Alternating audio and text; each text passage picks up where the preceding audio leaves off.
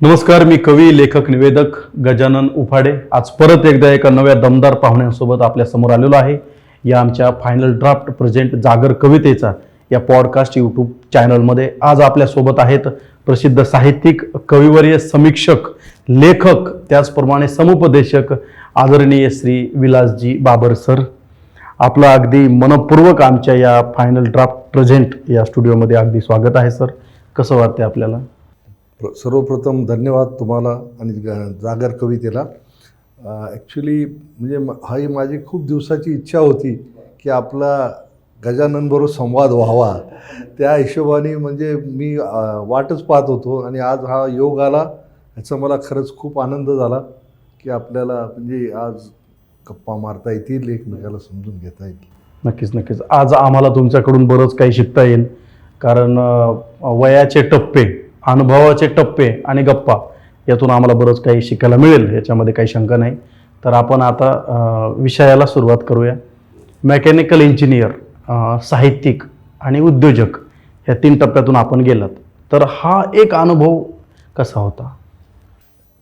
तसं पाहायला गेलं ना, हे 3 वेगळे टप्पे नाहीत, तर ते एकात एक घुसलेले गोष्टी आहेत. म्हणजे मी मेकॅनिकल इंजिनिअरिंग करत असताना सुद्धा साहित्यिकच होतो आणि उद्योजक हे म्हणजे आपल्या एक पॅशन म्हणतो ना, ते मला लहानपणापासून होते की आपण आहे ना चाकरी करायची नाही. परंतु चाकरी करायची नाही म्हणताना आपल्याला अनुभव पण पाहिजे. अनुभव पाहिजे म्हणून नोकरी पाहिजे. आणि मेकॅनिकल इंजिनियर फील्ड निवडायचं कारणच ते होतं की तो जमाना होता 1980-82चा. त्यावेळेला पुण्यामध्ये बजाज ॲटो, टाटा मोटर्स आणि किर्लोस्कर्स असे ॲग्रेसर होते. आणि मेकॅनिकल इंजिनिअरिंगसाठी पुणे हे पूर्ण भारतामध्ये म्हणजे ॲटोमोबाईलसाठी 1 नंबर शहर होतं. तर त्यावेळेला माझी जी म्हणजे मनातली आकांक्षा होती की ती की बाबा आपण ॲटोमोबाईलला सप्लाय करायचं. सप्लाय करण्यासाठी मग इंजिनिअरिंग हे फील्ड मी निवडलं. आणि साहित्यिक म्हणायला गेला तर आहे ना, माझं पूर्वीपासून जे घरातलं वातावरण होतं, आईचे संस्कार होते किंवा ती शिकवण तिची होती, ती आहे ना मराठी भाषेवर तिचं प्रभुत्व होतं. ती त्या काळी जास्त शिकलेली नव्हती, परंतु तिचे संस्कार, तिचे उच्चार हे अतिशय उच्च दर्जाचे होते. आणि त्यावेळेला माझ्या मराठीमध्ये वाचन हा माझा जो होता तो म्हणजे मला आठवतं तसं मी वाचतच राहिलो. आज पण आहे ना, मी वाचल्याशिवाय मला झोपच येत नाही. एवढा म्हणजे वाचन वेडा ज्याला म्हणता येईल असा मी माणूस आहे. तर मी ज्यावेळेला क्रिकेट म्हणजे ग्राउंडवर नसायचो त्यावेळेला मी फक्त वाचनालयात सापडायचो लहानपणी. म्हणजे माझी आई किंवा माझे भाऊ वगैरे मला शोधायला वाचनालयातच यायचे. आणि त्या काळी वाचनालय संस्कृती ही महाराष्ट्रामध्ये खूप होती. जो वाचेल तोच वाचेल असं होतं. आणि माझं मराठी खूप छान होतं. म्हणजे 8वी 9वी 10वीला मराठीमध्ये ज्यावेळेला मी म्हणजे अभ्यास केला आणि ते निबंध लिहायचं, मी 8वीचा असून ते निबंध 10वीच्या विद्यार्थ्यांना वाचून दाखवले जायचे. म्हणजे त्या निबंधाची एवढी चांगली माझ्याकडे ती कला होती म्हणजे लिखाणाची. आणि कविता म्हणाल तर ते 8वी 9वी 10वीमध्ये ज्या पहिल्या कविता असतात, बऱ्याचशा विडंबनावर असतात, गाजलेल्या गाण्यावर, पण ते सहजासहजी मला जमायच्या. त्यामुळे कविता करत, इंजिनिअरिंग करत उद्योजकतेमध्ये मी घुसलो होतो. म्हणजे हे 3 टप्पे वेगळे नाहीत, एकात एक घुसलेले. अच्छा. सोलापूरच्या मातीतलं एक तुम्ही रांगडं असं व्यक्तिमत्व आहात. तुम्हाला म्हणजे पहिल्यापासूनच मला वाटतं वडिलोपार्जित तुमच्यामध्ये जो संघर्षाचा वारसा आहे तो तुम्ही आतापर्यंत पुढे चालवत आहात. तुमची मुलंही आता चालवत आहेत, ती सुद्धा एक चांगली प्रसिद्ध उद्योजक आहेत. त्यांचं सुद्धा एक चांगलं इलेक्ट्रॉनिक क्षेत्रामध्ये नाव आहे. तर हे कविता कुठे तुम्हाला सापडली, का असा काही वारसा होता? कविता आणि म्हणजे उद्योजक ॲक्च्युली हे 2 वेगळे फील्ड आहेत. एक मेकॅनिकल इंजिनिअरिंग म्हणजे लोखंडाशी काम, कविता म्हणजे हे भावविश्वातली गोष्ट आहे. परंतु आहे ना, माझ्या केसमध्ये काय झालं, म्हणजे इंजिनियर तर खूप आहेत बरेचसे. आजकालच्या काळामध्ये तुम्ही पाहिले ना 50% इंजिनियर सापडतात समाजात. कवीसुद्धा खूप आहेत, पण इंजिनियर कवी खूप कमी आहेत. आणि ते कविता ही मी जगतच होतो. आणि इंजिनिअरिंग हे माझा पोटापाण्याचा बिझनेस म्हणून मी इंजिनिअरिंग केलं होतं. आणि कविता ही जगतच होतो. त्या कवितेचा म्हणजे मला म्हणजे गोडी होती पूर्वीपासून. उत्स्फूर्त कविता करणे, विडंबन काव्य लिहिणे. किंवा एक उदाहरण सांगायचं झालं तर माझं लग्न झाल्यानंतर उखाणे घ्यायची होती, तर मी अर्ध्या तासामध्ये 50 उखाणे घेतले मी. हे सर्व मंडपातले लोक पण थक्क झाले. म्हणजे शीघ्र कवित्व ज्याला म्हणता येईल त्याचा वारसा मला म्हणजे घरातून आईकडून कदाचित लाभला असेल. आणि दुसरी एक गोष्ट माझ्या बाबतीत अशी आहे की मला एक पाठी स्वभाव आहे माझा. एक पाठी म्हणजे एकदा वाचलं की माझ्या त्या कॉम्प्युटरमध्ये फिट होतं. त्यामुळे अभ्यास ज्याला करायचा आहे तो अभ्यास आहे ना, एकदाच वाचताना एक एक वाक्य, एक एक पुस्तकातलं कुठलंही पान, लहानपणी तर माझे शिवाजी सावंत असतील किंवा वि स खांडेकर, ना आपटे, इवन सावरकर ह्यांची पुस्तकाची पारायण केली मी. त्यामुळे त्याच्यामुळं माझा शब्दसंग्रह हा खूपच चांगला झाला आणि तो वापरात यायला आला. आणि कवितेबरोबर मला वक्तृत्वाचंही देणगी होती. त्यामुळे बोलणं हे शाळेमध्ये प्रत्येक स्पर्धा वक्तृत्व स्पर्धा जिंकत गेलो आणि त्यावेळेला ह्या कवितेचा वापर करत गेलो. त्यामुळे ते कविता आणि मग इंजिनिअरिंग फील्ड जे गणित पण चांगलं असल्यामुळे इंजिनिअरिंगला गेलो. त्यावेळेला करिअर म्हणलं की इंजिनियर आणि डॉक्टर हे दोनच फील्ड होते. हां, आणि म्हणजे कविता मी जर आहे ना BA गेलो असतो आर्ट्सला तर खूप चांगला मी आहे ना लेखक कवी त्यावेळेलाच झालो असतो याची मला खात्री आहे. पण इंजिनियर झाल्यामुळं आता आपल्याला उलटं मला आता जास्त कवितेचं आहे ना आनंद मिळतो. आणि इंजिनिअरिंगमध्ये मी आहे ना लॉजिक शिकलो. लॉजिक म्हणजे कुठलीही गोष्ट एकदम लॉजिकली करायची, ज्याला 2+2 = 4 ह्या फॉर्म्युल्यातून जायचं. त्यामुळे माझ्या कवितेला जी असते ना ॲक्युरसी ती प्रचंड असते. अष्टाक्षरी म्हणजे अष्टाक्षरी परफेक्ट असणार. वृत्तामध्ये मी कविता केली की ते वृत्त बरोबर फिट झालेलं असतं. म्हणजे त्यामुळे आहे ना मला तोही आनंद छान मिळतो. आणि दुसरी गोष्ट कवितेचं जी उत्स्फूर्तपणा आहे तो माझ्यात असल्यामुळं आणि त्याच वेळेला इंजिनिअरिंगचं आपलं विजन, मिशन, पॉलिसी ह्या सगळ्या असल्यामुळे त्या दोन्हीचा मी समेळ करून मला ते कला साधली असं म्हणता येईल कदाचित. म्हणजे संघर्ष करताना कविता तुमच्यासोबत होती, अलिप्त नव्हती. नाही, संघर्ष म्हणायला गेलात ना, संघर्ष हा त्या काळातल्या माझ्या म्हणजे 70 ते 80, 80 ते 90 त्यातल्या प्रत्येकाने संघर्ष केला. आत्ता जी इझी अवेलेबिलिटी आहे प्रत्येक गोष्टीची ती त्यावेळेला नव्हती. इव्हन कंपासपेटीसाठी सुद्धा आम्हाला संघर्ष करावा लागायचा. म्हणजे एकच पुस्तक 4 मित्रामध्ये वाचणे किंवा अशा टाईपचं त्यावेळेचं होतं. आणि संघर्ष जीवनामध्ये होता, संघर्षाशिवाय मजा पण नव्हती. आणि त्यामुळे आहे ना मला आत्ता त्याचं समाधान वाटते, संघर्षाचं फळ मिळालं. आपण बघतो की आता जे कोणी कलावंत व्यक्ती आहेत त्याच्यामध्ये साहित्यिक आहेत, लक्ष्मी आणि सरस्वती यांचं सहसा पटत नाही. पण तुम्ही तुमच्या बुद्धिमत्तेच्या जोरावर, संघर्षाच्या जोरावर लक्ष्मी आणि सरस्वतीचं समतोल राखता. त्याबद्दल काय सांगाल की ह्या यशवतेचा मंत्र काय? याचा एकच मला सांगता येईल सर, तुम्ही चांगला प्रश्न विचारला. सरस्वती आणि लक्ष्मी एकत्र नांदत नाहीत, ह्या प्रवाद आहे. म्हणजे हे काय प्रूव्ह झालेलं नाही की हा पहिल्यांदा तुमच्या डोक्यावर हात सरस्वतीचाच पाहिजे. सरस्वती पाठीमागे लक्ष्मी ही आपोआप येते. म्हणजे हा माझा अनुभव आहे आणि मी पाहिलेला आहे समाजामध्ये अशी कित्येक उदाहरण पाहिले. तर सरस्वती म्हणताना आहे ना मी जी साधना करतो शिक्षणाची कास मी पकडली. पहिली गोष्ट म्हणजे मी इंजिनिअरिंग केल्यानंतरसुद्धा थांबलो नाही. लग्नानंतरसुद्धा मी 4 डिग्र्या केल्या. म्हणजे सरस्वतीची साधना मी थांबवली नाही. बरं, ह्या सर्वाचा परिणाम काय झाला? ॲट द एज ऑफ 30 मी ज्यावेळेला MMS झालो पुणे युनिव्हर्सिटीतून, त्यावेळेला मला कंपनीमध्ये एकदम हाय राईज मिळाला. एवढं शिक्षण करतो आणि त्याच वेळेला चांगले रिझल्ट देतो असं म्हणताना किर्लोस्कर कंपनीने मला वयाच्या 37व्या वर्षी जनरल मॅनेजर बनवलं. मग मला सरस्वतीचा आशीर्वाद होता म्हणून लक्ष्मी मी त्या पाठोपाठ आली. एकदम हायर पोस्टला मी गेलो, अनुभव चांगला मला मिळत गेला, कंपनीला रिझल्ट देत गेलो आणि मला पण चांगला बेनिफिट होत गेला.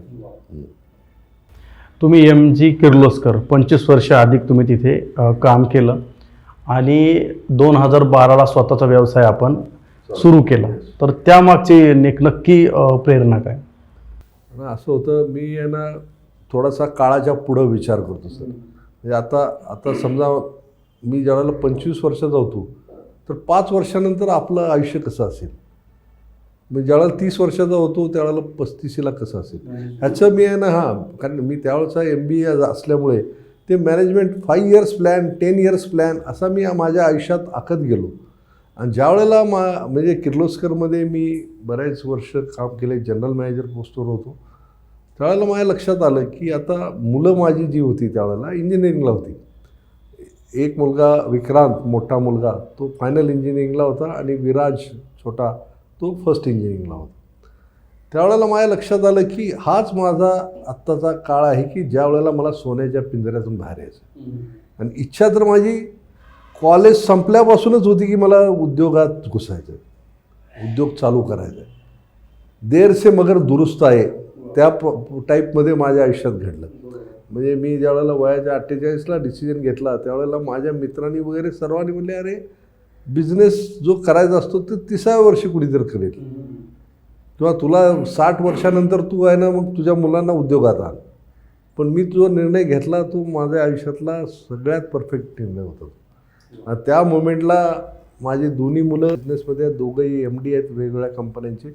मी ग्रुप चेअरमन आहे आणि आमचा बिझनेस खूप छान असं म्हणजे प्रगतीच्या दिशेने आहे. जसं परिसस्पर्शाने सोनं होतं तसं मुलांमध्ये काही गुण उतरलेत साहित्याचे? हो, नक्कीच उतरले. अच्छा. म्हणजे मोठा मुलगा विक्रांत आहे, त्याला पण लिहिण्याची आवड आहे आणि माझे पुस्तकाचा तो पहिला वाचक आणि समीक्षक असल्यासारखा आहे. विराजला गाण्याची आवड आहे, त्यामुळे तो माझ्या कवितेला चाल बसवायचं काम तो करतो. त्यामुळे ना म्हणजे घरामध्ये आता ते वातावरण निर्माण झालेलं आहे. म्हणजे माझे नातवंड आहेत 4, त्यांनासुद्धा मी ट्रॉफी घेऊन आले की त्यांना ते आधी विचारतात कुठली स्पर्धा होती, कशी मिळवली, असं टाईपचं. म्हणजे ते कल्चर निर्माण झालं आता घरामध्ये. उद्योजकता आणि कविता ही 2 टोकं आहेत, कन्याकुमारी आणि काश्मीरसारखे. तर बिझनेसचं टेन्शन, बिझनेसचा तणाव आणि कविता हे कसं तुम्ही साधलं? उद्योगामध्ये सर म्हणजे तुम्ही सकाळी उठल्यापासून रात्री झोपेपर्यंत तुम्हाला चॅलेंजेसच असतात. म्हणजे तुम्हाला म्हणजे प्रत्येक ठिकाणी विचार करावा लागतो की ना आता जर माझा निर्णय चुकला तर त्याचे परिणाम काय होणार. आणि हे परिणाम ज्या वेळेला आपल्याला कळतात की ह्या परिणामाची आपल्याला जाणीव होते की पुढे जाऊन आपल्याला खूप मोठं नुकसान होणार आहे. मग अशा वेळेला काय होतं, माझे जे बरेचसे मित्र आहेत किंवा इतर लोक आहेत ते काय करतात, कुठल्या तरी आहारी जातात, व्यसनाच्या आहारी वगैरे, कारण टेन्शन बिझनेसमध्ये आलेत, लॉसेस झालेत. पण हे मला ज्यावेळेला टेन्शन्स वगैरे ज्यावेळेला बिझनेसमध्ये येतात त्यावेळेला मी पहाटेच्या वेळेला कविता किंवा लेख लिहायला घेतो आणि त्यावेळेला माझे मनातले विचार त्याच्यात उमटतात आणि ते टेन्शन एकमेकाला कॉम्प्लिमेंट करतात, टेन्शन आणि कविता. म्हणजे उलटा म्हणजे कविता हा माझ्या टेन्शनवरचा उतारा समजला तरी हरकत नाही. त्यामुळे आहे ना दोन्ही मी एन्जॉय करतो. सोलापूरचे प्रसिद्ध शेतकरी आणि पुण्याचे प्रसिद्ध उद्योजक या 2 भूमिका जगताना तो अनुभव कसा होता सर? सोलापूरच्या शेतकरी म्हणताना ॲक्च्युली बेसिकली मी आहे ना शेतकरी नव्हतो. माझी मिसेस वर्षा ही म्हणजे त्यावेळचे प्रगतिशील शेतकरी म्हणजे माझे सासरे विश्वनाथ शिंदे यांची खूप शेती होती, 100 एकर शेती होती. पण त्यांची इच्छा होती की इंजिनियरलाच आपल्या मुलीचा हात द्यायचा आणि मी इंजिनियर विदाऊट शेती असा झालेलो होतो. पण ज्यावेळेला मला संधी मिळाली लग्नानंतर साधारण 20 वर्षानंतर की मला 6.5 एकर वर्षाच्या नावाने 6.5 एकर माझ्या नावाने अशी 13 एकर शेती मी सोलापूर शहराला लागून घेतली. आणि ती शेती घेतल्यानंतर ती पडीक शेती होती, बंजर जमीन ज्याला म्हणतो ना, पूर्ण अशी होती. मग त्या जमिनीमध्ये मॅनेजमेंट टेक्निक वापरून त्यामध्ये पूर्ण आम्ही माती टाकली, काळी माती, ती पण तलावातून काढून तिथं 50 बाय 50 बाय 100 फूट अशी प्रचंड विहीर केली. त्या विहिरीतला साठा म्हणजे माझ्या शेतीला पाऊस जरी नाही आला तरी 2 वर्ष पुरेल एवढा साठा पाण्याचा. आणि तेच पाणी माझ्या सहित आजूबाजूच्या अजून एक 20-25 एकरला भिजवेल एवढं पाणी त्यामध्ये साठतं. त्यामुळे आहे ना आम्ही म्हणजे शेती ही सायंटिफिक पद्धतीने केली. मला काय म्हणायचं आहे, शेतकरी आज काय सांगतो, शेतीमधून उत्पन्न होत नाही, शेती ही तोट्यात जाते. पण मी मॅनेजमेंट टेक्निक वापरून असा आदर्श घालून दिला की शेतीमध्ये पण करता येतं. म्हणजे त्या शेतीमध्ये एवढे प्रयोग केले मी. पूर्ण 13 एकरामध्ये पपई केली की जी एक्सपोर्ट झाली. पूर्ण 13 एकरामध्ये केळी केली एकदा, ती पण एक्सपोर्ट झाली. 13 एकरामध्ये आम्ही मिरच्या केल्या होत्या, हिरव्या मिरच्या, त्या पण छानपैकी आल्या. आणि नंतर काय झालं, करोनाच्या काळामध्ये ज्या वेळेला केळी लावली होती मी, ती केळी ज्या वेळेला आली फायनल, म्हणजे मार्चला लॉकडाऊन डिक्लेअर झाला आणि एप्रिल महिन्यामध्ये माझी केळी आली. आणि नेमकं त्यावेळेला लॉकडाऊनमुळं मजूर नाही मिळाले, ट्रान्सपोर्ट नाही मिळाला. जागेवरती केळी आहे ना, ती मला काढून सोलापूर शहरामधल्या गरिबांना आम्ही ती वाटली. पण करोनाच्या काळात त्यावेळेला गरज होती ती. तर शेती करताना मी उद्योग म्हणून शेती केली. शेतीला सुद्धा एक प्रॉफिट सेंटर बनवलं. आणि त्यानंतर करोनाच्या काळानंतर मग तिथं ऊस लावला. ऊसाचा आता मला प्रचंड फायदा होतो. म्हणजे शेती माझी तोट्यामध्ये अजिबात नाही. एका वर्षात आपले 4 काव्यसंग्रह प्रसिद्ध झाले आणि प्रकाशित होऊन ते प्रसिद्ध झाले. तर तो जो लेखनामागची प्रेरणा होती ती कशी होती? म्हणजे तुम्ही अजून लेखन सुरू ठेवणार? माझं आता लेखन थांबणारच नाही. इथं अभि तो चालू सुरुवात आहे. आणि प्रेरणा तुम्ही म्हणाल ना, तर तुम्हाला आता ही माझी पुस्तकं जी आहेत त्याच्यामध्ये तुम्ही बघत असाल एक कॉमन शब्द आहे, वर्षा. आता वर्षा ह्याचा अर्थ काय? वर्षा म्हणजे पाऊस जो आहे. आणि मला हा कवितेतून पाऊस सापडतो, मला भावतो. मी निसर्ग कवी आहे, निसर्ग मित्र कवी असे माझे मित्र म्हणतात. कारण माझ्या कवितेमधून निसर्ग असतो. आणि वर्षा दुसरा सोर्स म्हणजे माझी मिसेस. माझी बायकोने मला प्रोत्साहन दिलं की ज्या वेळेला मी कविता करायची त्यावेळेला ती आहे ना त्या कवितेचं पहिल्यांदा म्हणजे श्रवण करायची. त्याच्या पहिली म्हणजे माझी ती श्रोता, त्याच्यावरती कॉमेंट करायची. ती सांगायची ही जमली, ही नाही जमली, किंवा ही नाही, तुम्हाला ते पाठवू नका पुढं, त्याच्यातून रिफाईंड असे करा. पण तिलासुद्धा कवितेचं किंवा साहित्याचं वेड असल्यामुळं ती मला ती सजेशन पण देते. आणि तिच्यामुळं आहे ना मी म्हणजे काय म्हणता येईल की माझ्या कवितेचा जन्म होताना माझ्यासमोर वर्षा असते.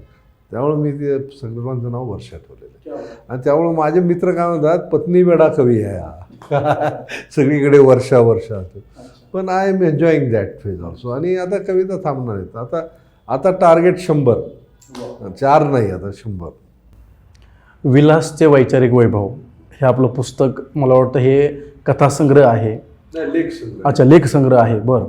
तर आपण याच्यामध्ये विविध लेख लिहिले जे जिवंत तुमचे अनुभव आहेत. त्याच्यामध्ये हैदराबादचा एक अतिशय प्रसिद्ध असा एका मुलीचा अनुभव त्याच्यामध्ये तुम्ही लिहिला, तो माझ्या वाचनात आला होता. तर असे किती अनुभव आहेत आणि ते अनुभव तुम्हाला म्हणजे तुम्ही ते वेचले अक्षरशः. तर तो अनुभव कसा होता आणि लिहिताना अनुभव, आणि जेव्हा ते लेखसंग्रह लोकांच्या हाती गेला तर त्यांचा अभिप्राय कसा होता? तुम्हाला सांगतो, विलासचे वैचारिक वैभव हा म्हणजे त्यामध्ये 70 लेख आहेत माझे. आणि ते 70 लेखाची पार्श्वभूमी अशी होती की मी आहे ना फेसबुकवर किंवा व्हॉट्सॲपवर आमच्या ग्रुपमध्ये की एखाद्या ठिकाणी मी जाऊन आलो की त्याचं प्रवास वर्णन लिहायचं. आणि प्रवास वर्णन म्हणताना कसा गेलो, काय गेलो, कुठं राहिलो हे नाही, तिथली वैशिष्ट्ये त्या जागेची. आणि त्या प्रवास वर्णनाला मला खूप लोकांनी म्हणजे ॲप्रिशिएट केलं की आम्ही यांना खूप एन्जॉय करतो आहे. ते वाचताना असं वाटतं की अजिब आम्ही तिथं आहोत, एवढं म्हणजे तू वर्णन छान केलंस. दुसरी गोष्ट आहे ना, करोनाच्या काळामध्ये काय झालं की काही माझ्या जवळचे मित्र किंवा नातेवाईक वगैरे गेले. आणि त्यावेळेला माझ्या लक्षात आलं की अरे मला सांगायचं राहून गेलं त्यांना की तू बाबा ह्याच्यामध्ये खूप भारी होतास किंवा ही क्वालिटी मला खूप आवडली होती. आणि तो खरंच शॉकिंग होतं. मग नंतर मी काय म्हणलं, माणसाला गेल्यानंतर चांगलं म्हणायच्याऐवजी असताना चांगलं म्हणायला पाहिजे. असताना जर तुम्ही चांगलं म्हणलं ना तर त्याला खूप भारी वाटतं. मग मी काय केलं, प्रत्येकाचा वाढदिवस आला की त्याच्या आधी 3-4 दिवस त्या व्यक्तीला नजरेसमोर ठेवून त्याचा आणि माझा कसा संबंध आलेला आहे किंवा त्याने माझ्या आयुष्यावर काय प्रभाव टाकला आहे, मी काय शिकलो त्यांच्यापासून, ह्या गोष्टीचं मी वर्णन लिहित गेलो. आणि त्याच वेळेला समाजाने काय त्या व्यक्तीपासून शिकायला पाहिजे ह्याचंसुद्धा मी समाजासाठी काही उदाहरणं त्यात टाकून दिली. त्यामुळे काय झालं, माझा प्रत्येक लेख हा वाचनीय झाला. आणि तिसरी गोष्ट म्हणजे माझ्या त्या लेखसंग्रहामध्ये काही माझे जिवंत अनुभव आहेत जे माणुसकीशी रिलेटेड आहेत, समाजसेवेशी रिलेटेड आहेत. त्यामुळे ते वाचताना लोकांना आनंद झाला. तर पहिला मी ज्या वेळेला लेख संग्रह छापायचं ठरवलं, मला माझ्याकडे 120 लेख होते. मग जो प्रकाशक होता तो काय म्हणला, सर आपण आहे ना ह्याचं एवढं मोठं करण्याऐवजी 2 ह्याच्यात करू. मग त्याने वैचारिक वैभव म्हणून एक पुस्तक आता 6 महिन्यापूर्वी काढली, पहिली कॉपी काढलेली. आता ते एवढं आवडली लोकांना की त्याची आता प्रति माझ्याकडे राहिली नाही, कारण एवढ्या प्रमाणात लोकांनी स्वतःहून घेऊन गेले ती. आणि त्यामधली जी 70 पैकी 30 माझी व्यक्तिचित्रण असतील, त्या लोकांना तरी एवढं आवडलं की ते म्हणलं आमच्या आयुष्यात सार्थक झालं. खरंच म्हणजे त्यांना म्हणजे एवढं भारी वाटलं की आपल्याबद्दल या माणसांनी छान लिहिलं. मग त्यामुळं ना मला पण समाधान मिळालं की आपण लिहिलं. आता दुसरा त्याचा पार्ट 2 येईल. आता पार्ट 1 आलेला, पार्ट 2 येईल आता 1-4 महिन्यामध्ये. आणि त्या लेखनाची गोडी अशी लागली, आज तुम्हाला सांगतो 1 जानेवारीला मी 26 साल 001 लेख म्हणजे पहिल्या दिवशी लिहिलेला. तर आज आहे ना समजा जुलै महिन्यामध्ये आपण आहोत, तर रोज मी 1 लेख लिहिलेला आहे. त्यामुळे ती ॲटोमॅटिकली त्याची संख्या आता 250पर्यंत गेली. तो मी आहे ना तो माझा म्हणजे प्रघातच केला आहे आता तो. म्हणजे रोज आहे ना 1 लेख आणि वेगवेगळ्या विषयावर. आपलं वाचन फार दांडगं आहे, याच्यामध्ये काही हेच नाही आहे. तर वाचन करण्याची जी प्रेरणा होती ती मला वाटतं लहानपणापासूनच, अगदी शाळेत असल्यापासूनच आपण करता. तर असं कुठलं ध्येय समोर पुढे भविष्यात साहित्यिक व्हायचं होतं तुम्हाला, लिहायचं होतं की छंद म्हणून वाचन सुरू होतं आतापर्यंत? नाही म्हणजे साहित्यिक व्हायचं आणि वेगळा काय साहित्यिक असतो हे काय माझ्या मनाला म्हणजे असं भावत नव्हतं. मला चांगलं लिहायचं आहे, चांगल्या रचना माझ्यातून यायला पाहिजेत बाहेर, ही माझी भावना होती. आणि तसं मला आहे ना माझा फ्रेंड सर्कल बनत गेलं गेल्या 4-5 वर्षात. ते शरदचंद्र काकडे असतील किंवा बबन धुमाळ असतील, आपले श्रीपाल सबनी सर असतील, सातपुते सर, तर असे मला काही आहे ना मित्र मार्गदर्शक म्हणून लाभले. आणि त्यांनी प्रोत्साहन दिल्यामुळं मला ही प्रगती करता आली. आता मी कवी, साहित्यिक, समीक्षक या सगळ्या रोलमध्ये आता मला ती मान्यता मिळाल्यासारखं झाली. साहित्यरत्न पुरस्कार असेल किंवा संत ज्ञानेश्वर साहित्यरत्न पुरस्कार, असे अनेक पुरस्कार आपल्याला भेटले. आणि आता आपण महाराष्ट्रातल्या अनेक व्यासपीठावर प्रमुख अतिथी वगैरे म्हणून जात आहात. तर हे कसं वाटतं, म्हणजे उद्योग क्षेत्रातले सन्मान आणि हे साहित्य क्षेत्रातले सन्मान याच्यामध्ये काय फरक वाटतो? उद्योग क्षेत्रामध्ये जे काय सन्मान असतात ना ते कॉम्पिटिशनमध्ये जिंकलेले असतात. म्हणजे तुम्ही कुठेतरी नंबर 1 स्पर्धेमध्ये असतात, ते सुद्धा माझ्याकडे भरपूर आहेत. म्हणजे मी आहे ना CIIमध्ये असल्यामुळं प्रत्येक वर्षी मला पुरस्कार मिळत गेले. पण कवितेतले पुरस्कार मला खूप आनंद देऊन जातात. आणि इथं काय आहे, इथं स्पर्धा जरी असली तर ती एकदम निकोप स्पर्धा असते, एकमेकाचं बोट धरून चालणारी स्पर्धा ज्याला म्हणता येईल.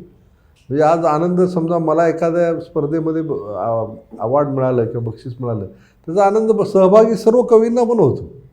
असं म्हणजे काय प्रत्येकाचा विषय वेगळा, रचना वेगळ्या, सादरीकरण वेगळं. त्यामुळं मला ह्याचा म्हणजे आता ज्या मला अवॉर्ड्स मिळाले, आता तुम्ही जसं म्हणलात तसे 2 नाही, ते जवळपास 125पर्यंत अवॉर्ड गेलेत. शाहू महाराजचा आहे, मला छत्रपती शिवाजी महाराजचा आहे, ज्योतिराव फुलेंच्या नावाने आहे, सावित्रीबाई फुलेंच्या नावाने आहे. आता उद्याच मला सुवर्णरत्न पुरस्कार मिळणार आहे स्वरकुलचा, काव्यरत्न पुरस्कार आहे, काव्य सम्राट आहे, साहित्य सम्राट आहे. म्हणजे एक बघायला गेलं तर माझी जी रूम आहे स्टडी रूम ती आता भरून गेली आहे अवॉर्डने. तुम्ही विदेश वाऱ्या पण भरपूर केलेल्या आहेत. तर त्या विदेशात जे वेचलं ते सुद्धा कवितेमध्ये आलेलं आहे कधी? हो, 100% आलेलं आहे. कारण शेवटी काय आहे, कविताला बंधन नाही आहे. ती आहे ना आकाश तोडून पण बाहेर जाऊ शकते, समुद्रात पण जाऊ शकते. तर देश विदेश तिच्यासाठी सीमा राहत नाहीत. आणि ज्यावेळेला आपण बाहेर जातो, म्हणजे माझ्या कविता का स्फुरतात मला, तर ज्या आजूबाजूला घटना घडतात त्याच्यातून आहे ना कवितेचा जन्म होतो.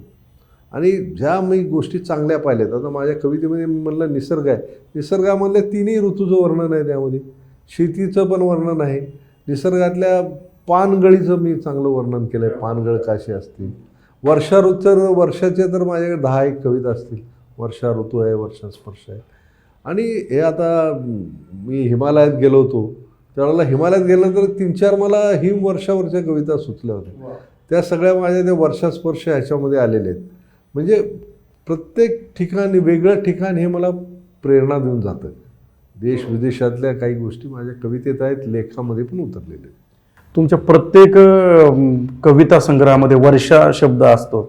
हे बायकोवरचं प्रेम का अतिशयोक्ती, काय वाटतं? कसं आहे, मी म्हणजे वर्षा म्हणजे खास वर्षा म्हणजे बायको असं नाही आहे ते. ॲक्च्युली त्यामध्ये वर्षा ऋतू, आता मला वर्षा आवडतेच, आता तुम्ही कशाही अर्थाने घ्या, पण त्या अर्थाने म्हणलं तर आहे ना, वर्षावरच्या माझ्या कविता जास्त आहे. ॲक्च्युली पहिला पाऊस असेल, आषाढातला पाऊस, कवी कालिदासावरचं, माझे कवी कालिदासाची कविता मला कालिदास साहित्यरत्न मिळवून दिली मला, आणि ते पण आता 3-4 दिवसापूर्वी मिळालं. तर अशा म्हणजे काही गोष्टी आहेत आणि त्या इंटरलिंक आहेत. म्हणजे कवितामधल्या वर्षा जो आहे हा म्हणजे माझी पत्नी पण आहे, त्याच वेळेला वर्षा ऋतू पण आहे, त्या अर्थाने आहे. तुम्हाला मला वाटतं जवळजवळ एका वर्षात 200 पर्यंत पुरस्कार भेटलेत आणि 100 पर्यंत ट्रॉफ्या. तर ही जबाबदारी कशी वाटते की तुमची वाढली जबाबदारी यानंतर? हो, प्रचंड प्रमाणात वाढलेली आहे असं वाटतंय. कारण आधी आहे ना, आपण काय म्हणतात त्याला, ॲम्युचर असं, म्हणजे हौशी लेखक हौशी कवी होते, आणि त्याच्या पाठोपाठ यश असं येत गेलं की आता वाटतं की आपल्या कवितेतून म्हणजे लोकांना आनंद तर मिळतो, पण थोडं समाज प्रबोधन पण व्हायला पाहिजे. समाजातल्या ज्या काही आताच्या पद्धती चालू आहेत, ज्याच्यावर आपल्याला बोट ठेवता यायला पाहिजे, लोकांना ते पटायला पाहिजे. तर कवितेची माझी जबाबदारी वाढली आणि त्याची डेप्थ वाढलेली आहे कवितेमधून. कवितेमधून आशय मला क्लिअर करावा लागतो लोकांसाठी. ही जबाबदारी खूप मोठी आहे आता. म्हणजे अवॉर्ड मिळणं ही एक गोष्ट झाली, पण त्याच्यानंतर ते टिकवणं आणि त्यानंतर अजून ते उंच दिशेने घेऊन जाणं. तुम्ही सोशल मीडियावर फारच ॲक्टिव्ह असता. म्हणजे आम्ही बघतो की तुम्ही जिथे जाता तुम्ही त्या जागेचं सोनं करता किंवा त्याची पब्लिसिटी करता किंवा एक आनंद देण्यामागचं काम करता. तर ही उर्मी कशी आहे, म्हणजे यातून काय संदेश? मगाशी मी तुम्हाला सांगितल्याप्रमाणे निसर्ग मित्र कवी या अर्थाने म्हणजे माझी ओळख आहे. तर मला वेगवेगळ्या ठिकाणी जायला आवडतं. म्हणजे जसं आता तुम्ही म्हणाल की आता पावसाळा चालू झाला, धबधबे मला आवडतात, धरणावर मी जातो, डोंगरावर जातो, किल्ल्यावर जातो, वेगवेगळ्या रिसॉर्टवर, म्हणजे माझे मित्राचे रिसॉर्ट किंवा विथ फॅमिली आमचे फंक्शन असतात त्यावेळेला. तसेच फार्म हाऊस माझा आहे, शेतीमध्ये रमतो. तर ह्या ठिकाणी गेल्यानंतर मी त्याचे आहे ना रील्स वगैरे बनवतो. रील्सला आहे ना व्यवस्थित आहे ना, त्याला ॲप्रोप्रिएट कवी असल्यामुळं मला गाणे त्याला कुठलं द्यायला पाहिजे, मे बी बॉलिवूडचं गाणं असेल ते त्याला फिट करतो आणि ते पब्लिश करतो. आणि त्यानंतर मला जवळपास 2,000 ते 3,000 लोकांच्या प्रतिक्रिया येतात. आणि एका दिवशी मी जर ते रील नाही टाकलं तरी फोन पण येतो की अरे आज काय रील नाही आहे तुझं. म्हणजे ह्या पद्धतीने आहे ना, एक प्रकारचं ते आता कम्युनिकेशनचं साधन झालं आहे. तंत्रज्ञानाचा योग्य वापर करून आपल्या इच्छा पूर्ण करायच्या. आणि ह्यातून मी लोकांना काय सांगायचा प्रयत्न करतो, जीवन कसं जगायला पाहिजे. म्हणजे मी जगतो ते आदर्श जीवन म्हणून नाही, पण निसर्गाच्या जवळ जा, निसर्गात राहा, तुमचे सर्व प्रश्न सुटतील, म्हणजे तुमचे टेन्शन्स वगैरे सुटतील आणि तुम्ही एन्जॉय करू शकाल आयुष्य. हे मला लोकांना संदेश द्यायचा असतो. प्रेयसीला समर्पित करणारे अनेक काव्यसंग्रह आम्ही वाचले आतापर्यंत, पण पत्नीला समर्पित वर्षस्पर्श हा काव्यसंग्रह. तर हे काय म्हणजे पत्नीची भीती का प्रेम का काय? नाही, तुम्हाला तुमचा प्रश्न मला खूपच आवडला. पण आहे ना, प्रेयसी आणि पत्नी जर एकच असेल आणि जी प्रेयसी होती तीच पत्नी झाली किंवा ज्या पत्नीमध्ये मी प्रेयसीचंच रूप पाहतो, त्यामुळे ते म्हणजे ही भीती नाही आहे, हे एक प्रकारचा आदर आहे. जोडीदाराबद्दलचा आदर, साथी जोडीदाराची आपल्याला मिळालेली साथ, त्याबद्दलची ती कृतज्ञता आहे. एखादी आता मी समजा माझ्या मॅरेज ॲनिव्हर्सरीला, मी आत्तापर्यंत 40 मॅरेज ॲनिव्हर्सरी झाल्या आमच्या. प्रत्येक मॅरेज ॲनिव्हर्सरीला मी तिला काही ना काहीतरी गिफ्ट द्यायचो. पण गेल्या 2 वर्षात मी तिला काव्यसंग्रह गिफ्ट करतो, त्याचा तिला खूप प्रचंड आनंद होतो. आणि ती गिफ्ट आहे ना अनमोल आहे. प्रत्येक गिफ्टला मोल आहे, तिला मोजता येतं किती रुपयाची काय. परंतु ही माझी जी गिफ्ट आहे ना ती अनमोल आहे, त्याचा तिला खूप आनंद होतो. तिच्या चेहऱ्यावरचा आनंद बघून मला आनंद होतो. आफ्टरऑल आपण जगतो कोणासाठी? स्वतःसाठी तर जगतोच, पण त्याच वेळेला आपल्याला फॅमिली ही प्रायोरिटी असते. फॅमिलीमध्ये पत्नी आली, मुलं आली, मुली आल्या, सुना आले, नातवंड आले, ह्या सर्वांच्या आणि या सर्वांचा उल्लेख माझ्या काव्यसंग्रहामध्ये आहे. माझ्या नातवंडावर पण मी कविता केलीत, मुलावर आहेत, सुनांवर कविता आहेत. माझ्या सुना माझ्या लेखी ही कविता माझी त्यामध्ये खूप छान, म्हणजे सर्वांना आवडली ती. तुम्ही आतापर्यंत अनेक पुस्तकांना समीक्षा दिली, कथासंग्रह असेल, काव्यसंग्रह असेल किंवा कादंबऱ्या असतील, तर समीक्षक म्हणून ती भूमिका कशी वाटते तुम्हाला? समीक्षक ही खरी भूमिका खूपच अवघड आहे खरं सांगायला गेलं तर. कारण माझं शब्दसंग्रह चांगला आहे, वाचन चांगलं असल्यामुळं मला ती त्याच वेळेला एवढं आवडतं आहे की एखाद्याला चांगल्याला चांगलं म्हणणं आणि त्या पुस्तकामध्ये किंवा लेखामधून एखादी चूक शोधून काढणे. आता चांगलं म्हणणं हे तर सगळ्या दुनियेला जमतं आहे, पण त्याच्यातून सुधारण्यासाठी वाव द्यायला पाहिजे म्हणून आहे ना काहीतरी गोष्टी सांगायच्या. अशा मी आहे ना जवळपास 70 एक पुस्तकाचं समीक्षण केलं. पल्प प्रकाशन जे आहेत लीना मॅडम, त्यांनी मला त्यासाठी अवॉर्ड पण दिलं. म्हणजे मी महाराष्ट्रातल्या ज्यावेळेला स्पर्धा घेतली त्यामध्ये पण मला नंबर आला माझा.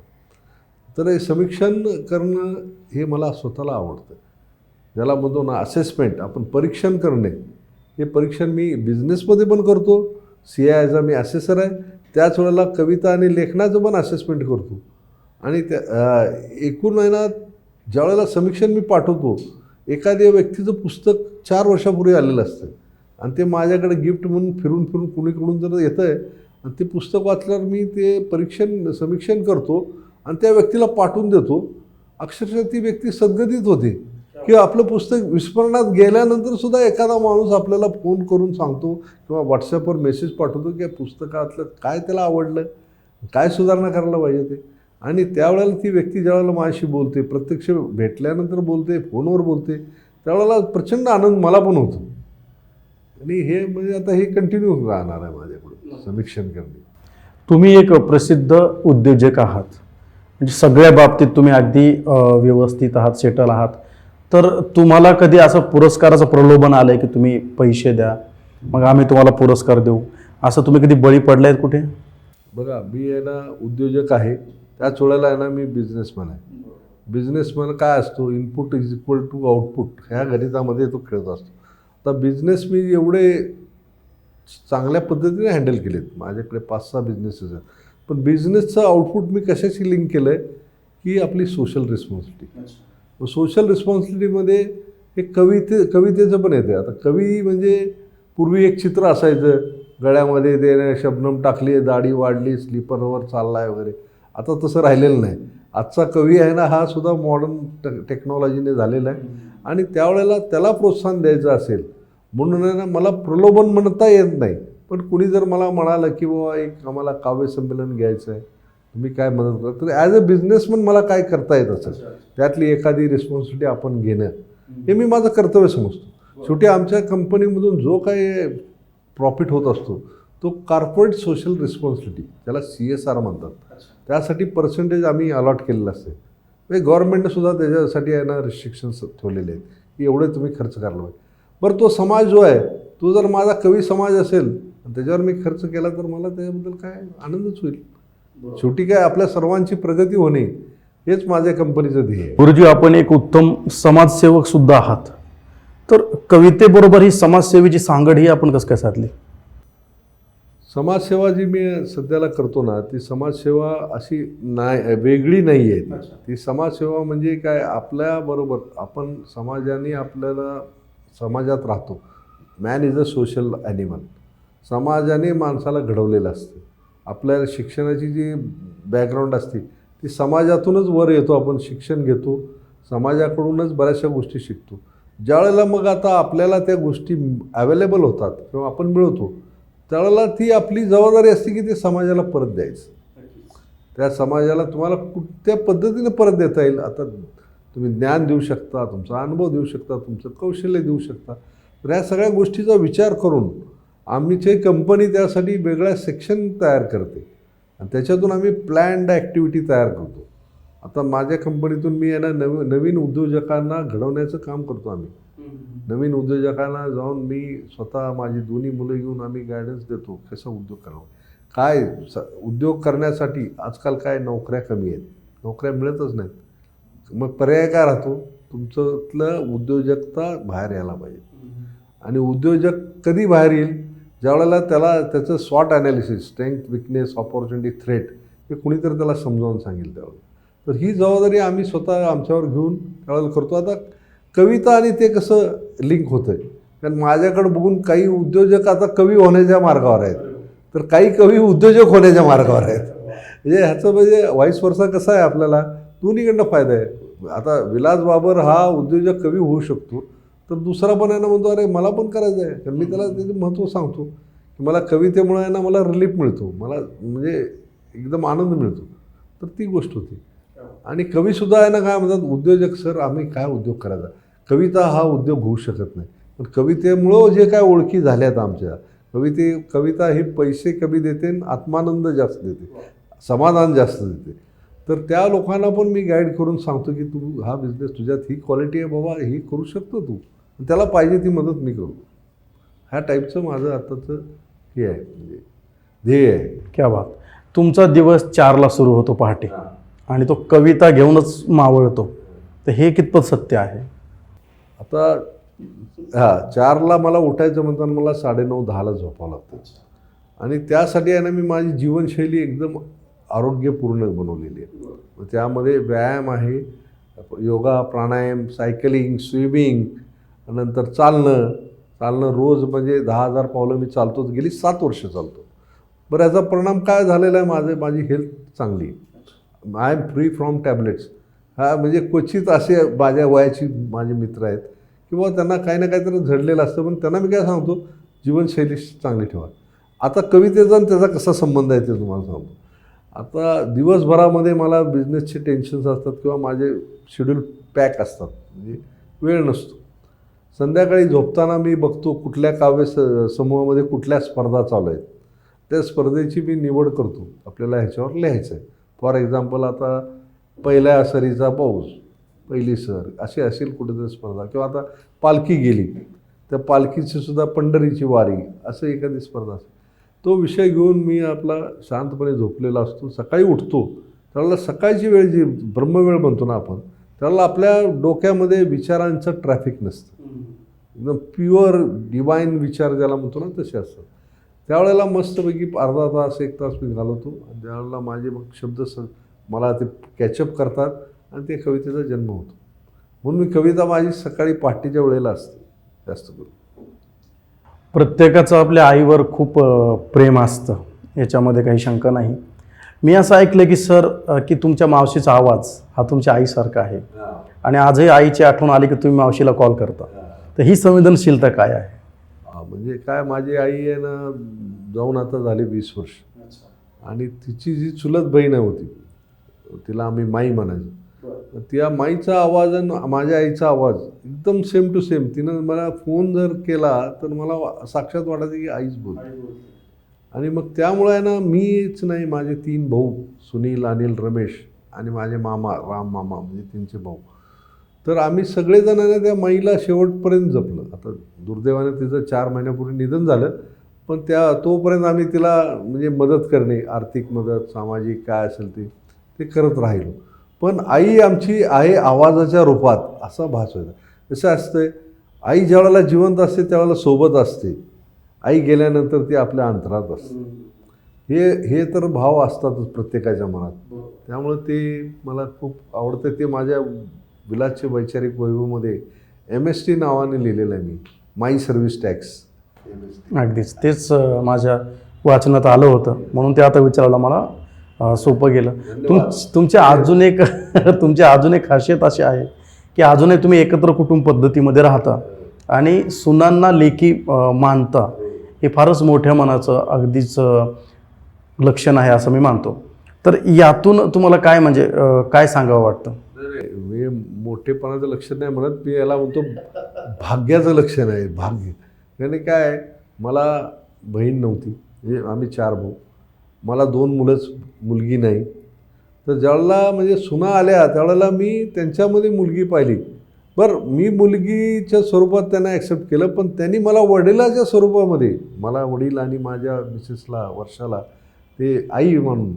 तर हे आमचं नशीब आहे की आजच्या काळामध्ये अशा सुना ज्या म्हणतात सुस्वभावी, सुंदर, रूपवान, गुणवान, अशा सगळ्या उपाध्या ज्यांना लागू होतील अशा सुना म्हणजे माझ्या त्या भाग्यलक्ष्मी आहेत. पण त्यामुळे आहे ना आमच्या घरामध्ये वातावरण खूपच चांगलं, हेल्दी वातावरण ज्याला म्हणतो ना, असं आहे. आम्ही 10 लोक एका छपराखाली राहतो, आनंदाने राहतो. आपल्याला मध्यंतरी राष्ट्रीय पुरस्कार सुद्धा भेटलेले आहेत. त्याचा उल्लेख सांगावा आणि ती काय होती नेमकी प्रेरणा? मला राष्ट्रीय पुरस्कार 2 ठिकाणी मिळाले. एक गोव्याला मिळाला मला. गोव्याला म्हणजे भारत प्रेरणा समाज यांच्याकडून मिळाला, जो म्हणजे भारत सरकारच्या अंगीकृत संस्थेने दिलेला आहे. तो होता मल्टीफिल्ड एक्सलन्समध्ये, म्हणजे अष्टपैलुत्व असणारी व्यक्ती. ह्या अर्थाने अष्टपैलुत्व म्हणजे त्यांनी माझ्या सगळ्या गोष्टीचा विचार करून, म्हणजे इंडस्ट्रियलिस्ट, त्याच वेळेला पोएट, रायटर, नंतर समीक्षक, ॲसेसर, सोशल सर्व्हिसेसमध्ये मी पोलीस मित्र आहे, संघटनेचा अध्यक्ष आहे मी हवेलीचा, त्यावेळेला धर्मरक्षक समितीचा महामंत्री आहे. म्हणजे सगळ्या गोष्टी आहे ना, मी जेवढं करता येईल तेवढं करतो. या सर्वांचा विचार करून मला त्यांनी तो मल्टीफिल्ड एक्सलन्स हा राष्ट्रीय पातळीचा पुरस्कार दिला. आम्हाला माहीत नसलेले विलास बाबर कसे आहेत? मला माहीत नसलेले असं म्हणता येणार नाही, का तुम्ही याला माझे मित्र असल्याने तुम्हाला चांगलेच ओळखता, चांगलेच ओळखून आहात. अच्छा. तरी पण मला सांगता येईल असं की बाबा मी निष्पाप, एकदम निरागस आहे. बर. म्हणजे माझे जे 4 नातवंड आहेत त्यांच्यावर निष्पाप म्हणजे अफेअर वगैरे नसणारा माणूस. अच्छा. बर. तर त्या अर्थाने नाही, पण कसं मी अजूनही आहे ना लहान मुलामध्ये जास्त रमतो. म्हणजे मी आहे ना आमच्या सोसायटीमध्ये मैत्री हॉल आहे, त्याच्या स्थापनेमध्ये माझा मोठा वाटा होता आणि त्या एजेड लोकांची मी सेवा करतो. त्याच वेळेला लहान मुलामध्ये रमतो, त्यांच्यावर खेळतो मी. आणि माझा रिसॉर्ट आहे, त्या रिसॉर्टला जाऊन आहे ना काही लोकांच्या तिथं पिकनिक करतो, त्यांच्यावर गेम खेळतो. आणि त्यामुळं काय होतं आहे, माझ्यातलं म्हणजे माझी मिसेस कधी कधी म्हणते की घरात 4 लहान बाळं नाही तर 5 आहेत, ह्या अर्थाने म्हणते ती. म्हणजे ती निरागसता मी जपलेली आहे. मग ते कदाचित तुम्हाला माहिती आहे का नाही माहीत नाही मला. तुम्हाला कविता लिहिण्याची जर व्याधी सोडली तर बरं तुम्हाला कसली व्याधी नाहीये? तुम्हाला व्याधी समजतच नाही, समजतो. आणि मेडिसिन हा प्रकार तुम्हाला माहित नाही, रुग्णालय हा प्रकार माहित नाही. Free from doctor and medicine. तर हे याच्या पाठीमागे कविता का ती उद्योग च्या वेळेस केलेली तुमची दगदग? नाही, याच्या पाठीमागे जीवनशैली म्हणता येईल. जीवनशैली जी आहे ना मी अंगीकारली आहे गेले कित्येक वर्ष, ज्यामध्ये म्हणजे खाण्यापिण्याच्या तुमच्या सवयी, नंतरच्या तुमचं टेन्शन, तुम्ही आहे ना डोक्यातलं टेन्शन डोक्यात येऊ देऊ नका, हृदयापर्यंत जाऊ देऊ नका. डोक्यात काय तुमचं टेन्शन, जीवन जगायचं म्हणजे टेन्शन आहे. पण आजकालची पिढी ही कमी वयामध्येच 35, 40, 45 ह्या वयामध्येच त्यांना व्याधी झडतात. BP असेल, डायबिटीस असेल. तर त्या अर्थाने तुम्ही व्यायाम रेग्युलर ठेवा, टेन्शन्स घेऊ नका आणि फिट राहा. म्हणजे फिट जो आहे त्याला आहे ना कुठल्याही डॉक्टरची गरज नाही. आज मेडिकल एवढं महाग झालेलं आहे की तुम्ही आहे ना ते अफोर्डच करू शकत नाही. मग त्या मेडिकलच्या नादाला लागण्यापेक्षा तुम्ही आहे ना ऑर्गॅनिक खा, चांगल्या गोष्टी आहे ना तुम्ही अंगीकारा. आणि प्रत्येक वाईट म्हणजे माझ्या आयुष्यामध्ये सकारात्मकता हा माझा म्हणजे अंगीकारलेला तत्व आहे. ते इट्स अ लाईफ मंत्रा म्हणतो मी त्याला. तुम्ही पॉझिटिव्ह राहा, पॉझिटिव्ह माणसाला काही होणार नाही. तुम्ही जर मनात आणला निर्धार की मी फिट आहे, तर तुम्ही तुमचं फिटनेसकडेच जातं तुमचं सगळ्या ॲक्टिव्हिटी. मी कवी आहे म्हणताना मी कविताच लिहित राहतो. मी उद्योजक आहे, तर माझे बिझनेस जर सांगायला गेलो ना मी मेकॅनिकल ॲटोमेशनमध्ये, इलेक्ट्रॉनिक ॲटोमेशनमध्ये आहे. मी PP बॅग मॅन्युफॅक्चरिंग माझा प्लॅन्ट आहे, स्टेट ऑफ आर्ट ज्याला म्हणता येईल, म्हणजे फुल्ली ॲटोमॅटिक असा प्लॅन्ट तळेगावला आहे. 120 लोकं तरी काम करतात त्यामध्ये. रोज 1 लाख बॅग्स तिथं तयार होतात साखरेसाठी. आणि त्यानंतर इथेनॉल ट्रान्सपोर्टेशन हा कन्सेप्ट 2-3 वर्षापूर्वी आला गडकरी सरांमुळं.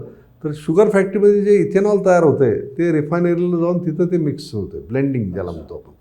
तर त्याची आहे ना ट्रान्सपोर्टची लिंक मी आहे ना डेव्हलप केली म्हणजे आमच्या कंपनीसाठी. आज सांगायला आनंद होतो की माझे 25 ट्रान्सपोर्टचे टँकर्स आहेत स्वतःच्या कंपनीच्या नावाने. त्यामुळे तिथंसुद्धा आहे ना जवळपास 50-1 लोकांना रोजगार आहे, ड्रायव्हर आणि जे म्हणतो आपण मॅनेजर्स वगैरे असे आम्ही ठेवलेले आहेत. मग एक प्रकारे देशाच्या उभारणीसाठी आमच्या कंपनीचं योगदान आहे. आणि हे सगळ्या गोष्टी माझी दोन्ही मुलं विक्रांत आणि विराज बघतात. म्हणजे आम्ही त्या तर अंबानीला कधी पाहिलं नाही, परंतु ह्या अंबानीला पाहिलं आम्ही आणि त्याला आम्ही अनुभवलं सुद्धा आहे.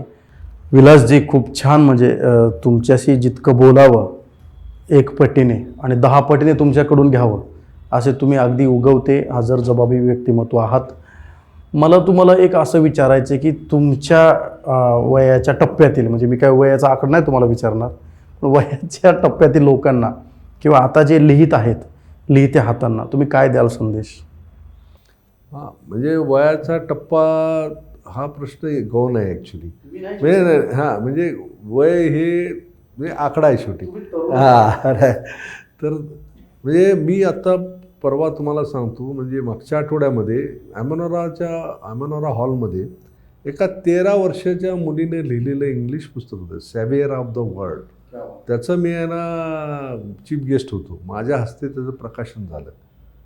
पण 13 वर्षाच्या मुलीने ते लिहिलेलं आहे, म्हणजे इट्स मिरॅकल.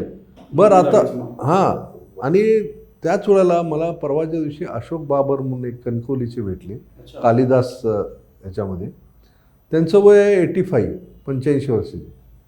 त्यांनी आहे ना 20 पुस्तकं लिहिली, माझ्यापेक्षा तरुण, आणि 20 पुस्तकं लिहिली त्यांनी. म्हणजे मला काय म्हणायचं आहे, म्हणजे ही रेंज काय आहे? प्रतिभा ही आहे ना वयावर अवलंबून नसते. हा अनुभवाचा उपयोग तुम्हाला प्रतिभेच्या ह्याच्यासाठी करता येतो, नाही असं नाही. परंतु मी आहे ना म्हणजे संदेश काय देईल की आहे ना कधी पण कोणत्याही क्षणी तुम्हाला जर तुमची हॉबी असेल, छंद असेल, छंद जोपासायला पाहिजे. कविता ॲज सच नाही, जो काही छंद आहे त्या छंदासाठी तुम्ही आहे ना तुटून पडा, हा संदेश माझ्याकडून असेल. आणि तो छंद तुम्हाला जगवेल, तुम्हाला निरोगी ठेवेल, तुमचं आयुष्य वाढवेल, आयुष्य जे काय आहे ते समाधानाने घालवेल. आमचं हे जे काही स्थानक आहे, लिहित्या हातांना बोलतं करणारं फायनल ड्राफ्ट जागर कवितेचा पॉडकास्ट, ही संकल्पना तुम्हाला कशी वाटते? किंवा आम्ही ही जी काही धडपड करत आहोत, हे जे काही पर्व आम्ही या ठिकाणी उभं केलं आहे, त्याबद्दल काय सांगाल? जागर कवितेचा जो तुम्ही करताय ना, खरोखरच खूप चांगला जागर आहे हा.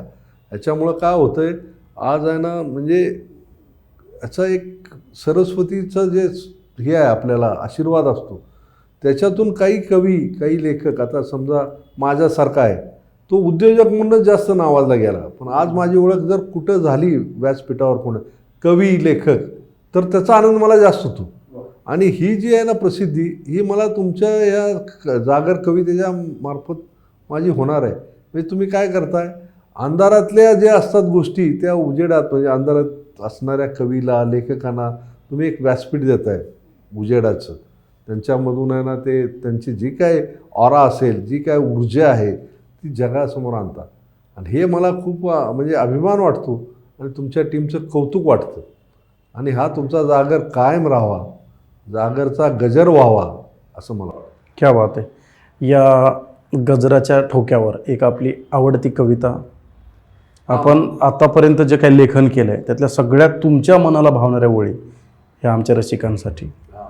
मी चारच ओळी तुम्हाला सांगेल. म्हणजे कसं आहे त्यामध्ये, म्हणजे वर्षा, आता काव्य वर्षा विलास आहे, वर्षा धारा आहे, वर्षा स्पर्श आहे.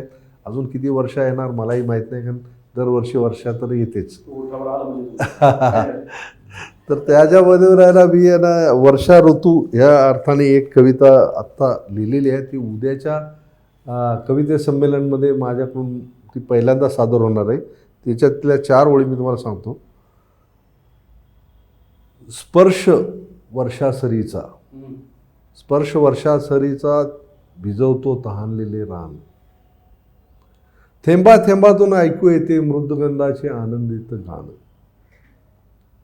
धुंद वाऱ्याच्या संगतीने येई नवजीवनाचे भान, धुंद वाऱ्याच्या संगतीने येई नवजीवनाचे भान, वर्षा ऋतू देई सजीवांना पुन्हा एकदा जीवदान, पुन्हा एकदा जीवदान. आणि आज तुमच्यामुळे या क्षणांना सुद्धा जीवदान भेटलेलं आहे सर. तुमच्याशी गप्पा मारून आम्हाला बरंच काही शिकायला भेटलं.